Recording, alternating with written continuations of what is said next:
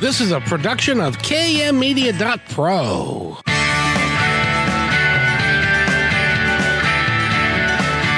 Welcome back to Positive Talk Radio. Our goal is simple: to explore evolving ideas one conversation at a time. So come on over into our world. I know you'll like it, because on today's show, we get to talk to an author. We get to talk to a transformational coach. Her name is Lynne Harley, but before we go there, I got to say hello, first of all, to my friend Eric. How are you today, sir? Hey, good afternoon, Kevin. I'm doing well. How is life in KKNW land? It's very good. Very good. I'm also gifted with having Mitch with us today. And Mitch, how are you? I'm doing great. How are you guys doing? Good. You're a busy man. I know. So, Eric, what's our weather going to be like for the balance of the week? Is it going to warm up for Memorial Day? Well, it looks like it's going to be Goldilocks weather. We got a warm Friday with around 82 degrees and sunshine. And then we're in the low to mid 70s for the next 5 days after that. So just perfect late spring weather. Perfect. That'll be fun for everybody to take some time off. I'm even going to take a couple of days off, which I need to tell you about, because Monday we'll need to do something about that, and I'll tell you about that a little later. Very cool. And Mitch, how are things with you? You've been traveling all over the great Northwest, building cabins and sitting, having margaritas by the poolside and all sorts of fun stuff. Hey, I'm not complaining. It's been good. I do like to explore. I love to adventure, and I do love the Northwest. And I've been a huge fan of the weather we've been having. So it's been great. You look like you're a little toasty, like maybe a sunburn. Did you not put on the screen like you're supposed to?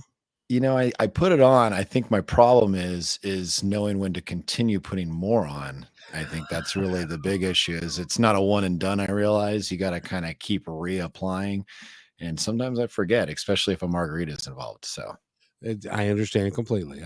If you're a white guy like me, I get sunburned just going from my car to the house. The struggle. Yeah, I tell you, it is something. So, Eric, it's great to have you here. We've got a guest coming on at 4:45 that we're going to talk to a little bit, and Right. But we've got a guest right now, don't we? I know. I was going to say, let's bring her on right now. Lynne Harley, how are you? I'm doing really well. Thanks, Kevin. It's a pleasure to be here again. It is always a pleasure to have you here. You are an author. You are a mastery. You've got a program called Mastery of Life Coaching.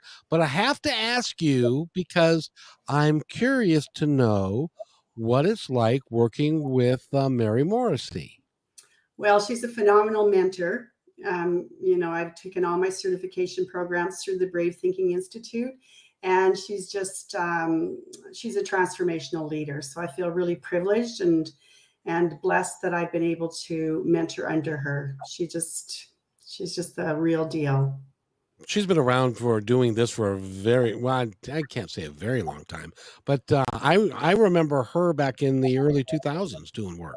Oh gosh, she's been doing this, her whole life really. And she's in her early 70s now. So she's been at it for a while, and she was actually mentored when she was doing her own learning with Wayne Dyer. He was one of the mentors under Jack Boland. So Les Brown, Mary Morrissey, and Wayne Dyer all mentored together. So that sort of speaks of the caliber, of the mentorship they had, and the really even just having that influence with each other. They're all great leaders in the field of transformation. Absolutely. And by the way, I want to introduce Mitch to you. Mitch, this is Lynne. Lynne, this is Mitch. Say hello. Hi, Mitch. Nice to meet you. Hello, Lynne. My little son is a Mitch. Oh, there you go. So you won't forget me then. I won't. No. Very nice to meet you, Lynne. Nice to meet you too. And transformation coaching, what is that all about? Okay, are we directing these questions to me now? Well, you're the expert on transformational coaching. So right. Unless, I don't know, Mitch, what do you know about transformational coaching? I should ask. I don't know. I mean, I've done a lot of different types of coaching, and sometimes I feel a little transformed, but I don't know if that's the I don't know if I'd say that was supposed to be the end result. So I think the actual transformation coaching part, I'm excited to hear more about, and maybe I'll know if I did or didn't based on what I learned from Lynne today. Okay, well, I guess when you think of the word transformation, it means to change from something old to something new. And so generally the people that I end up coaching are people who are really feeling stuck. They're ready for new results. So they are ready to move into something different. And I work with such solid programs, again, because I've coached under Mary, and really working in harmony with the laws and the principles of the universe, which, again, I'm working with a young man and we're going through this right now. In so many ways, these laws feel counterintuitive to what we know as human beings. So, for example, sometimes, we get hurt or upset with somebody and we want to hold on to a resentment, we want to hold on to a grudge. But when we're learning the laws of the universe, one of them is the law of forgiveness. We can't move into something we would love when we're holding on to the energy that's blocking, that the openness for these good things to come into our life. So it's again, I could just say every time I share this, I feel like for most people, we get so caught up in conditions, what we can see with our five senses. I can taste this, I can touch this. This is my bank account. This is what the economy is saying. Well, this is my relationship. This is what I was raised with. That we don't see beyond that and really live into the mental faculties, which result in, really coming from those zones of genius. Does that make sense? It does. It's an interesting concept because you're right. As a human being, we have a tendency to hold on to stuff that it really doesn't even belong to us. And we hold on to it, whether it be holding a grudge against somebody or somebody does us dirty, as it were, that we hold on to that. And it doesn't serve us to do that, does it? No, it doesn't. It holds us back. And so these laws, we're leaning into, first of all, the law of thinking. And so many people think, well, I don't have the same advantages as somebody else. But really, we all have the ability to think. And it's how we choose to use our thinking that serves us. So everything in the universe is created twice. I mean, look around. I'm looking at your background. There's a Ferris wheel in the background, and there's, buildings and things like that. It all began with an idea in somebody's mind before it became something. And so when you think about even the life we're creating, what kind of a mindset, what kind of ideas and thoughts am I holding in my mind about what's possible for me, what I'm capable of? And so it's Henry Ford who says, whether you think you can or you think you can't, you're right. And it's really helping people, I think, to flip the switch on their thinking and to really understand that that's where transformation happens. It doesn't happen on the outside where, well, if I just change this, and there's times when a change is as good as what do they say? As a change is as good as a rest. And sometimes as we're growing, we will make changes because we realize we've outgrown certain things. But ultimately the change starts inside, and then, the outside transforms as we change that. Now, you just said something really important there, and that is that as you transform your life, when you're going down this road and working for transformation, what was happening in your life before that sometimes doesn't make any sense anymore. Does that make sense? Oh, absolutely. And one of the things I talk about when I'm working with clients is we all have a history, we all have stories, but that's not who we are. That doesn't need to determine how we move forward. And I think that's so important. It's like just almost every day you wake up and just clearing the slate. Like you have a brand new opportunity every day to decide how you want to make your day, and I like the saying, instead of saying, hope you have a good day, it's like make a great day. It really is ultimately up to us what we want to, create for ourselves in our life and our experience. Mitch, I've got a saying for you that I want to touch on, and goes along with what Lynne is saying. When you wake up in the morning, tomorrow morning, when you wake up, I want you to say, "My life is empty and meaningless." That sounds pretty harsh. And then I want you to say, "So today, I get to fill my life up with whatever I want and assign whatever meaning I choose to give it. Does that make sense, Mitch? Yeah, no, I totally get what you're saying. Lynn, does that make sense? You're the expert. I mean, it does. And I mean, we can kind of laugh at the first one, but there's a lot of people who go through their life like that, and one of the things that I feel really passionate about is really advocating for mental health, especially for youth, because there's a lot of people that buy into the voice and that's all that they think is there is my life is empty and I don't have meaning, and so it's understanding that we all have those voices. It doesn't matter who you are, especially as we're choosing something new or moving beyond what we know. We do hear from those voices, the inner critic, about what's possible for us, or who do you think you are? Well, that didn't happen before, but we also there's way more to us. Again, it's just this idea that, there's this infinite intelligence. Think of people who've done amazing things in the world, like Steve Jobs, or, some of the creations over time. It all started with an idea in somebody's mind. And I think when we can clear our mind of that, that negative clutter, that's what I want to call it, then we open to inspiration, to inspired ideas, how we want to move forward. And so it takes rigor. I'm not going to say it's easy, but I just also feel that if you're willing to have if you have the transformational willingness and you want to change your life, all we need to see is the next best step to take.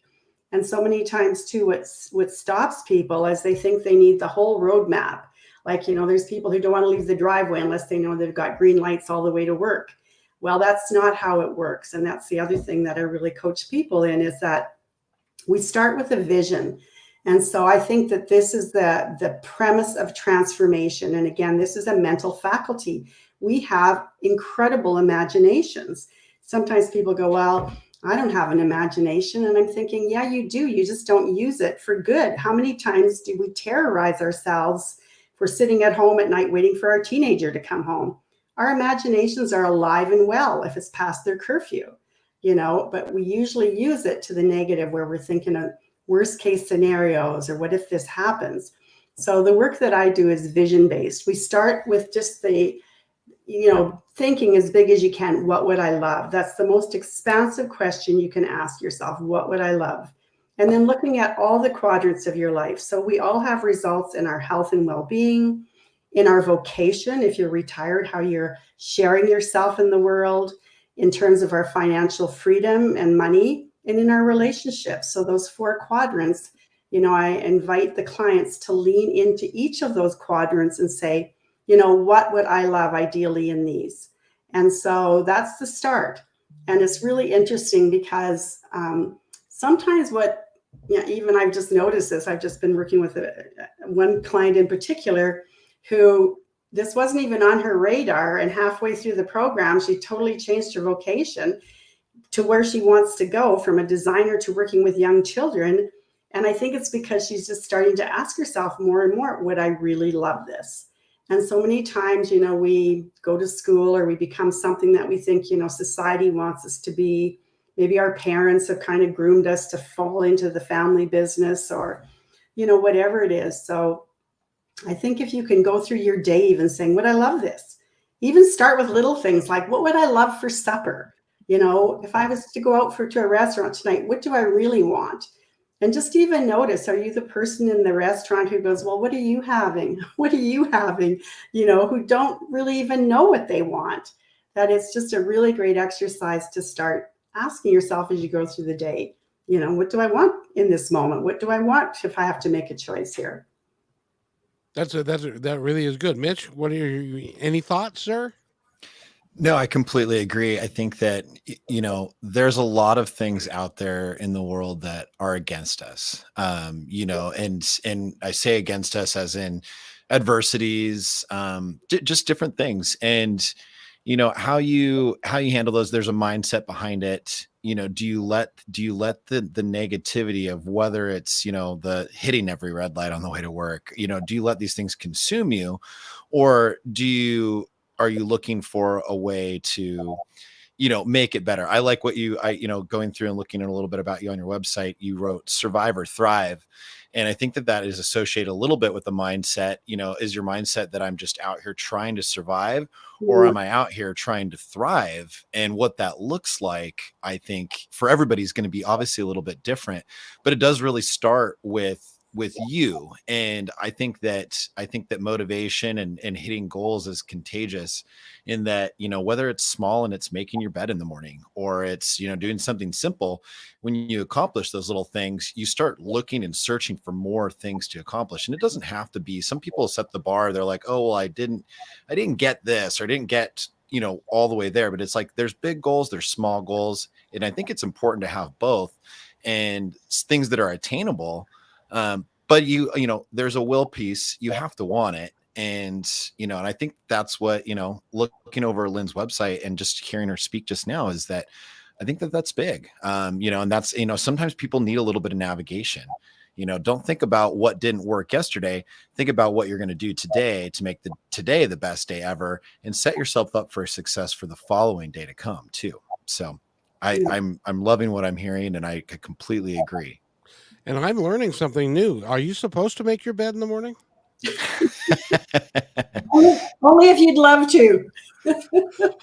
Only if you want to step between clean sheets that are unwrinkled at the end of the day. Well, Kevin, that's what I said. Everybody's a little different. So, I mean, you don't have to make your bed. We can come up with something different for you if you'd like. I please. I would really like that. So, but also in addition, Lynne is an author. And I just noticed that you got a review and an endorsement from one of my favorite people in the entire world. You know who that is? I'm not sure. Well, I got one from Mary. I got one from Neil Donald Walsh. Bing, bing, bing, bing, bing, bing, bing. Yeah, oh, yeah. It was amazing. And actually this winter, when I was in Mexico, I had the pleasure of meeting David MacArthur, and he's an expert in heart math, and he was also a Unity minister. And he gave me a beautiful review too. And I just feel like my book is really heart-centered. So, just to share, can I give it a little plug here, or just talk about it? No, but you can give it a plug and talk about it if you want. Okay. Anyway, so when you said what is transformational about, this book really did feel inspired. And it's about a little caterpillar who can think. So right there, we know that this can either serve him or get him into trouble. And it starts with this little caterpillar sitting on a branch, thinking about his life. And it does actually follow the life cycle of caterpillar to butterfly. And so at the end of 3 weeks, we know that a caterpillar will, start to spin a cocoon. And in this book, I'm just using the analogies of what I coach. He's been eating leaves for weeks, for 3 weeks. He's on a branch, he's looking down. And to me, the metaphor is, we're driven by our conditions, like getting up, going to work. This is all that I can do. This is my paycheck. And now he wants more. And when I coach people, I really talk about the fact that we are always being signaled. I mean, everything in nature is being called to grow, and that's our nature. But sadly, some people kind of get somewhere and they stay in that comfort zone, and they don't. So this little caterpillar is starting to think, every day I wake up, there's nothing fun to do. So I've been eating leaves. It's a rhyming book. I've been eating leaves for weeks now. It's time for something new. And so he's starting to kind of think there's got to be more to this life of mine. And then he turns upside down, which is what happens to a caterpillar before it spins its chrysalis. And he's looking around, and all of a sudden, to me, this is the vision. He sees what other things are doing, that there's birds and there's squirrels playing hide and seek, and there's this whole other life beyond this branch and looking down. And so then he hears from this voice inside of him that goes, well, if anything was possible, what would you love? He's feeling kind of like longing and discontent. So, and this is a good point for people when they go, well, I'm not really sure what I do want. Then I say, start with what you know. So this caterpillar knows he doesn't want to be on a branch anymore. So what's the opposite of that? I'd love to fly. I don't want to be eating leaves anymore. So what's the opposite of that? Well, what about flowers? I'm pretty drab. I kind of blend into everything. What's the opposite of that? Well, I'd love to be colorful. So he starts to, create this beautiful image in his mind. He falls asleep. And when he wakes up, he sees nothing's changed. But now he's hearing from the voice that goes, who do you think you are? Flying and drinking nectar? Ha! kind of just be happy with what you've got. And again, just take this back and put it on your own life. How many times do we say, oh, I should just be grateful? There's people in the world who don't have what I've got. And, it's good to be grateful for what we have, but wanting more, desiring more is the most natural thing in the world, because we're meant to continually grow. So anyways, he has this little conflict throughout the story about which voice he's going to listen to, but the voice that's loving and kind. And when I speak with this book to different groups or children, it's about which voice you're going to listen to. Are you going to listen to the one that goes, well, who do you think you are? That didn't work before. Why do you think it's going to work this time? Or maybe you're too big for your britches. We all heard things, even probably growing up. But then there's the voice that goes, but what if you could? This voice inside of us that comes from that, that heart wisdom. What if you could believe in the way we'll be made? Well, we know that a caterpillar, if the conditions are right, will eventually emerge as a butterfly. And so when you talk about transformation, to me, what transformation is about, it's really allowing this universal energy to have its way with you. I mean, whatever some people call it God, some call it love, some call it, whatever it is, but there's when you think about the perfection of nature and how a caterpillar will become a butterfly, that becoming is within all of us, especially if we get out of the way. And the only thing that really stops us from our good is our thinking. Or the thinking of other people that infects our thinking, because for whatever reason, we hold them in higher esteem than we hold ourselves. Is that a fair analysis? Oh, for sure. I kind of grew up in that era where it was like, well, what will the neighbors think? So I've had to do some paradigm busting over my life, especially as I make choices to live outside of the box. And I've made a few, it's just, well, what do people are going to think I'm crazy? And it's just, I've kind of let that go. And I just lean into what would you love? What would you love, Lynn? So, at the end of my life, I think this is the way I was talking about this today in Diana Nyad when she went for her dream after, 31 years, she hung up her dream of swimming from Cuba to the Florida Keys. And then in her 60s, she tried like 4 times before she actually did it. But, she talked at the end about it's really about getting to the end of your life and thinking, like, do I like what I've done with my life? Do I feel good about who I am? Have I given in a way that's maybe supported other people? And I'm feeling that, the clock is not going backwards as I'm going to say mature versus age, that, I've got one life to live. And I think it was Thoreau who says, I just want to suck the marrow out of this life. And that's what I want to do with my life. So That's an interesting metaphor right there, I must say. So if you live outside the box, where do you live? Well, that's a good question, because I'm moving in about 10 days. So another dream was birthed. So I think we talked about the fact that I went on this bike ride last summer for about 2,000 kilometers across Canada, which was a phenomenal experience. And that was close to 3,000 miles, by the way, since we're miles people down here. Ended up on Parliament Hill, which would be like your capital. Yeah. And I was actually promoting my book, but I was also raising money for an organization called jack.org. And Mitch, you talked about adversity. And I think that it's really important for people to know that when we live this way, it doesn't mean we're without any adversity. And Napoleon Hill, who studied like 500 of the most successful people over the years, I think it was in the 20s and 30s, he articulated 13 principles that he'd learned from these people. And one of his quotes that's really famous is that within every adversity, every heartache, every failure, there is the seed of an equal or greater opportunity. So, living from a vision, living with a positive mindset doesn't mean that we're going to not be hit with adversity. It's really about, what am I going to do with this?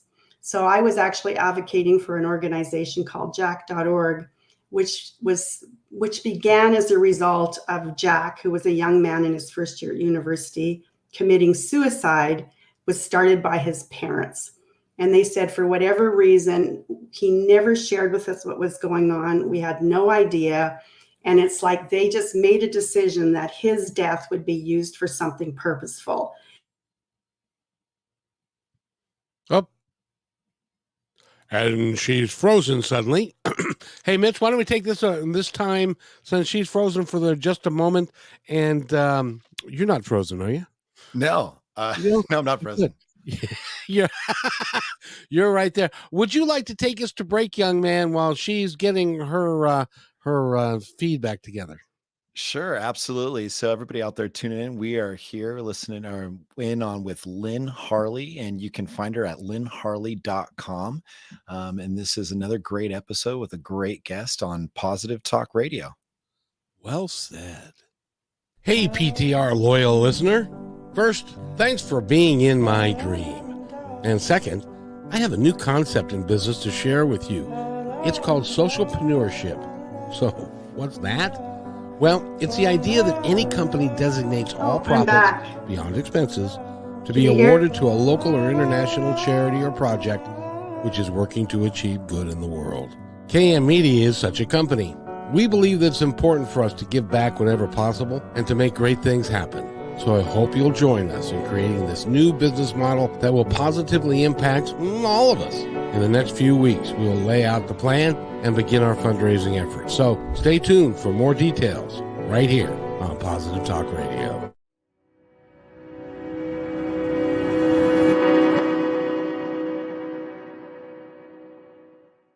When you want to say more than words communicate, you can with flowers. Your custom boutique floral studio in Bothell, Washington is anaturaldesign.com, connecting you to nature through the language of flowers. Where your people are is where our flowers are beautiful. Your success is our goal. Hello. anaturaldesign.com at your fingertips today. Hey, thanks for listening to Positive Talk Radio. Did you know that we're also a media production company? Well, surprise, we are. We can create all kinds of audio, video products to fill any need. Please visit kmmedia.pro/our-store for a complete list of products and services. In addition, do you need a great voice to add to your own website or any other project?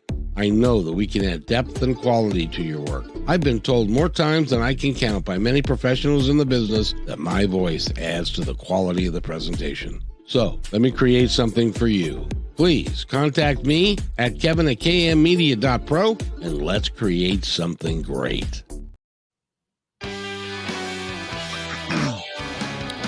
And welcome back. You're listening to Positive Talk Radio here on KKNW 1150 AM. And Mitch, you did a great job going out. And by the way, we're also selling you and selling your voice too. So if somebody wants you to do a voice something for them, you can do that too. I just thought Sounds it'd good. So Lynne Harley is our guest today, and Lynne, and I know we froze up there for a second, and you came back. It's technology is just amazing, don't you think? I know. Is it because I'm in Canada, I wonder? I know it's a plot from us to keep the Canadians out of the country. I guess, eh? So you were asking me about, I think, where I was living. Anyway, so when I was riding across the country last summer advocating for youth mental health, I think I was talking about jack.org, that organization was born as a result of an adversity. And actually, my book was inspired by my brother Craig's life, who also struggled with mental health. And it's dedicated to him. And this ride for me was really an opportunity to celebrate his life. So, I think that when we're handed those things in life, there is an opportunity for us to grow those spiritual muscles, to find the good. And, when you think about so many organizations over the years, Mothers Against Drink Drivers, they often are born out of something that's been very difficult and challenging to deal with. And I think that's part of the healing process, or it certainly can be, to share that with other people. Absolutely. By the way, Mitch, are you a bike rider? No, I'm not. I mean, I will ride a bike, but I mean, you're not going to see me out on the road riding a bike. Okay. No. So So if I were to say to you, I want you to wait 25 years and then go ride 3,000 miles, that's not something that would interest you? It depends on where. And I feel like I have more questions that I'd probably ask, but Across Canada, because Lynn, that's what you did. What motivated you to do that? Well, it's, if you'd asked me 25 years ago if that was something I would do, I'd probably say no. But, coming out of COVID, I had a longing and discontent. So let's go back to this idea, these signals for growth, for more. I mean, let's face it, 2 years of lockdown, it's like, bring it on. I'm ready for more. So I just happened to join a biking event for the day. And I met a couple of women who toured. They did long distance riding. And before the pandemic, they started sharing their stories, cycling across Canada and Australia. And honestly, the more they talked, the more fired up I got. And to me, that's a big signal. When you're asking yourself, what would I love? Just kind of read your excitement meter. And I started thinking that would be amazing. I would love to do that. And they did it solo. And, I was thinking, wow, be an adventure. You'd meet all these people. And so it didn't take long, probably driving home from that event, when I heard from the voice that went, Lynn, seriously, first of all, you're 66 years old. You don't have the equipment. You've never ridden more than half a day at a time. What if you can't do it? Like, there was just this whole litany of reasons. But I think because I'm in this work, I'm so grateful for it. I just thought, yeah, that's there. It's going to be there. It's going to be a player, because this is really big. But would I love it? And does it make me feel alive when I think about it? And it was just a resounding yes. And so when I got back, I just decided for it. It's like I put my blinders on, and every day I did what I needed to do to get ready for it, because the fear was a constant player. So, again, I tell people, when you're growing, it's going to be there. It's not going to be like, oh, this is easy. It's like everybody, when we look at people who have done amazing things, they've had to walk through the fire. And I really feel that everything we want is on the other side of fear. Well, in the end, I was on my bike for 2 months.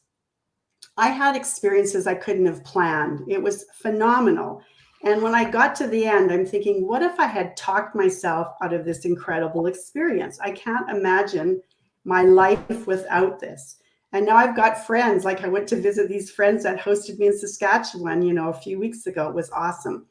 So this was sort of the beginning of my next dream was, well, what would I really love going forward? This bike ride's going to end, COVID's over now. And I started thinking more and more about living in an intentional community. So I spent the winter in Mexico in an intentional community in Ajijic, which is just south of Guadalajara. And I had a very interesting experience there. I think I did one of my talks down there with you, Kevin. And then I broke a bone in my foot, and I spent 6 weeks in a cast on crutches in Mexico. In front of the pool, of course. No, there wasn't even a pool there. But I'll tell you, I was so cared for. I couldn't have been anywhere in the world and received that kind of care from the community, and it just caused me to lean into, I had 2 months to think about, okay, when I go back to Canada, now what? And I thought, I'm not ready to live in Mexico 12 months of the year, but what if I could find and create my own intentional community in Canada, where I could live for 3 seasons and then leave from, let's say, November, April. So I back and went on a road trip and stopped to see my sons along the way. And I'm moving to a tiny little home in Buchanan, Saskatchewan, population 200 people. And I'm really excited about downsizing, simplifying my life, and creating space to take off in the winters now. So that's what I'm up to. I think that's great. Now, Mitch, if it were me and I were coming home from that event, that bicycle event, and I would get that voice that said, you could do that. That would be, no. But motorcycle, hey, there's an idea. Let's do a motorcycle. That's how my mind would work with that, because I'm not getting on a bike and going 3,000 miles. Are you crazy? That's where I would go with that. Mitch, what do you think? No, I think that'd be cheating, Kevin. But of course, it'd be cheating. I'm good at that. But yeah, no, I think for me, I'm a big hiker, so I might not bike, but I like hiking. And I think that, the biking thing, one, you don't know that you don't maybe necessarily love it unless you try it, which can be said about a lot of things. And you do it. I think I'm a big firm believer around fitness and health as being things. And so doing something like that, one, it's healthy for your body. It's much more easier to create a environment of positivity. And also it helps with, mental, mental illnesses or mental adversity or whatever you'd like to say. But so, yeah, for me, like, when I hike up, it's my Zen. There's no cell service. I'm disconnected. I get to the top of the mountain, and it could totally be one that I've done. There's plenty of hikes I've done, 15, 20, 30 times. There's something about getting to the top and you've made it, you've hit your goal, and I come back down and I feel very refreshed. And I'm going to say I'm in a completely different mindset after on, and my outlook on the day is like, what else can I do today that is pushing myself to that next level or those next limits? So maybe not a biker, but I would never say no to not trying it. And there are other things I can totally see the benefit. And so I love that. That's awesome. After a hike like that, I would say nap. It's time for a nap. But that's just me. Lynne Harley is our guest, by the way. Go to her website, which is lynneharley.com. Learn all about her. She has a program. It's called Mastery for Life Coaching, and she consults with you. She's written the book. Again, Neil Donald Walsh, who wrote Conversations with God, who I've interviewed 4 or 5 times, is very complimentary and does a really and endorses her work. So get the book, and the book is called What If You Could? And yes, what if you could? I was also going to say it's been awarded a gold medal at the Global Book Awards. But what I would really love to, where I would love to see it go, this is June, is to graduates. I think it's got such a powerful message. It's one of those books with a message that isn't just for children. And so it's kind of, when my son graduated from high school a number of years ago, I got him Oh, the Places You'll Go by Dr. Seuss. So there was the message in it. And I think, what a powerful message now as kids are leaving university or high school to say, what would you love? And what if you could? And to just normalize those voices that try to talk us out of our dreams, because this voice is really just wanting to keep us safe. It's sort of, this is all you know. So, hey, if you move and get too big, who knows what the outcome is going to be. But I really feel when people put themselves in a system of support, if you've got good friends who encourage you, got that positive group of people who you can use as mentors, that those are the voices that you need to help support you to move forward. So this is not just a book for kids. I've had so many people who have purchased it for adults in their life, adult grandchildren, adult children, because I just think it's a message. I mean, I'm coaching people who are older than me to still not listen to that voice that shut them down all these years. So well, there are lots of people that are older than you. Stop it. Yes, absolutely. Yeah. But I'm just saying it's not something we outgrow. It's just that we learn to not listen to it for as long. And not only that, but there comes a point in time when you're going to have to take charge of your life, and you're going to have to live within your heart. And sometimes that means that the people that you have surrounded yourself over a period of time, that you have vibrated at a certain level, you're changing. And you're doing things that are of a higher level for yourself. And sometimes that means you have to let certain people go out of your life because they no longer serve you. Does that make sense to you? Absolutely. In fact, this morning I was on a coaching call with one of my clients talking about the law of sacrifice.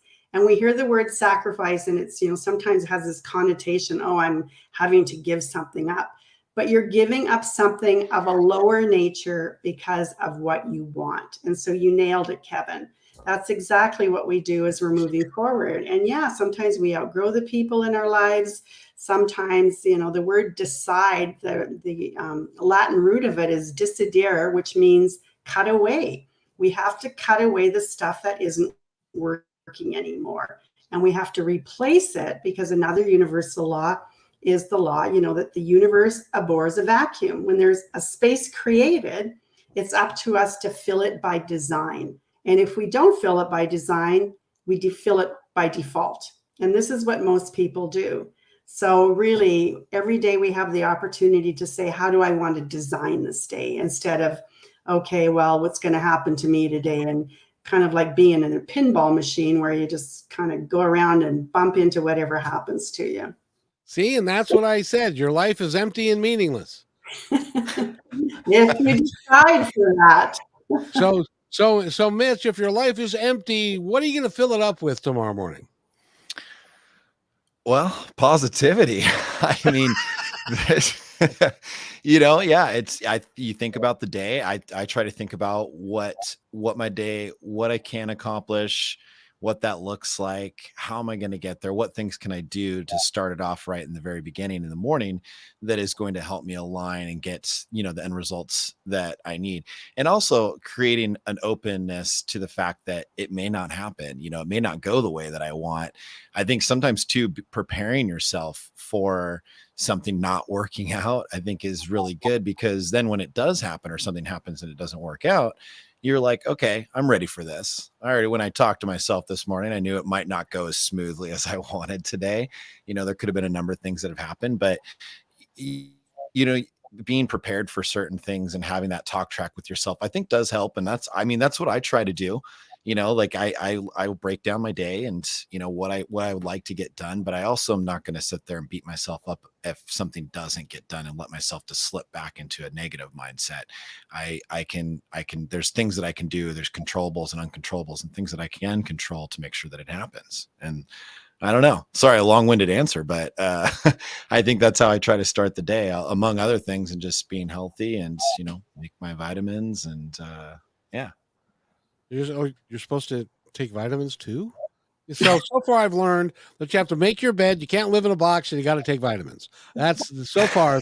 This has been very instructive for me. Kevin, we'll have to have a talk after this. I'm afraid we are. And Lynne, I need to come work with you, and you can coach me on a bunch of these concepts that and you're really good, because you follow the laws of the universe very well, with the law of attraction and all the other ones that work. So thank you for being here. You know what, Lynne, we've got somebody that it is on the line that is doing something really cool this summer, I think. Oh, you know what? I need to put the two of you together, because she's doing summer camps for kids from Oh, 3 to 12, 13 years old. And she could use What If You Could as part of the curriculum to give the book. Brittany, welcome to the show. Mitch is there. Lynne is there. I'm here. Not that I count for much, but welcome. How are you? Hi, Kevin. Hi, Lynne. Is that right? Yes. Yeah. Hi, Brittany. And hi again, Mitch. Hello, Brittany. How are you? Hi, I'm doing really well. Got to catch the last 10, 15 minutes or so right after my lesson. So I was loving the conversation that I was hearing, right up my alley. I loved all of the words of wisdom you had there, Lynne. That was really, especially that the world abhors a vacuum has definitely been on the forefront of my mind. So kind of speaking to me there. Thank you for that. Oh, you're welcome. She really is a marvelous soul as well, Lynne. But Brittany, tell us about what you are doing this summer. Yes. Well, this summer I am coordinating summer camps for kids in Redmond.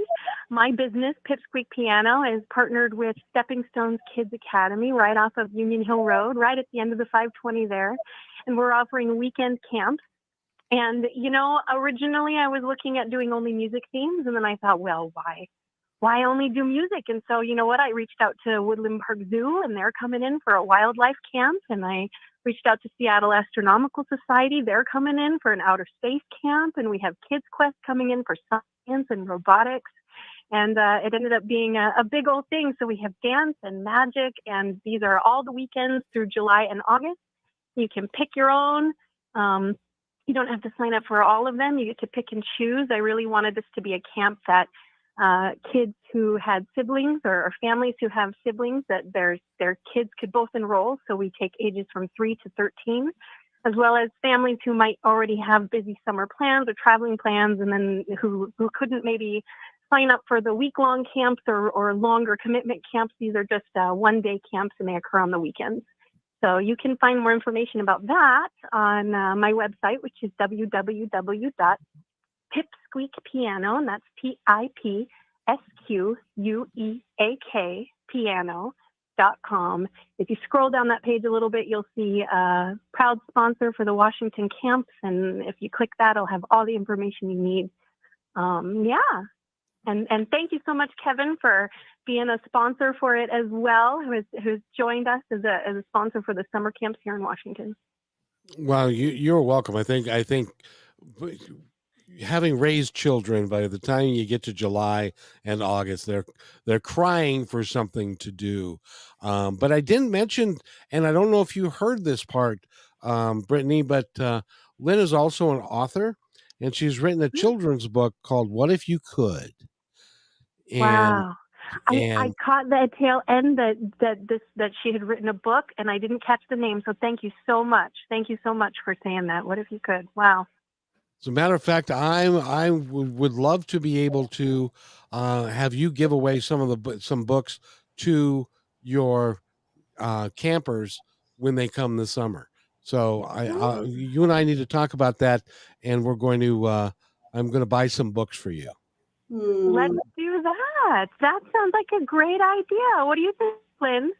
You know what? I love it. And also, I just want to share that this book, I'm gifting, a percentage of all my sales to jack.org to support youth mental health. So it's just a win-win for everybody. And I think that your young people it's got such a valuable message. So Kevin, thank you. What a wonderful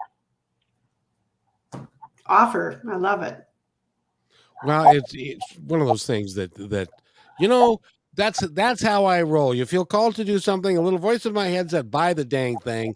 So, and I think it'll be really good for some of the kids, and we'll get some copies to them so that she can show the books and stuff, and we can generate some more sales through the rest of the group as well. Yeah, that sounds amazing. Yeah. And does that sound like a good idea? Is that Brittany, you said? Brittany? She's still here. Yeah. You still here? Thank you. Thank you so much for being just an advocate for, just for the education of children. Thank you so much, Kevin, and thank you, Lynne. And Mitch, too, if you're still here. Yes, I am. He's still here. Now, also, tell us about your rock band. Oh, okay. Yeah. Yeah, so I am in I would say that Kevin nailed it on the head. We're a local rock band with a national presence. That's Limberlost. You should definitely check us out. So I'm coming in as the special guest for Music Day, because that's the sort of the crux of my business, is that I do music, and I'm an advocate for music for young children, specifically for preschool age children. But on the other side, I'm in my band, and we're a rock band that likes to live inside of that world and bring a family-friendly presence to it. So we have some really great songs out there, like Good Fight, that talks about just how sometimes it's good to sit down and have those hard conversations, right? Sometimes it's a good fight. And you've been streamed well over 2 million times. So we have 2 million Spotify streams. We just passed that. We got to get a plaque. That was pretty cool. We have that's all they give you at 700,000 Spotify. YouTube streams. I'm sorry. 2 million on streams, and you get a plaque. It used to be you'd actually get money. We got $1 with it, but the plaque costs a bit more than that.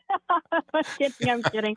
The music industry is a different world now, but we did have a national radio hit song, and that was our Long Way From Home. So that was a pretty fun deal, and that got us some of our big things. We just got announced to open the stage at Rockin' the Rivers for Bush this summer, so that's going to be really exciting as well.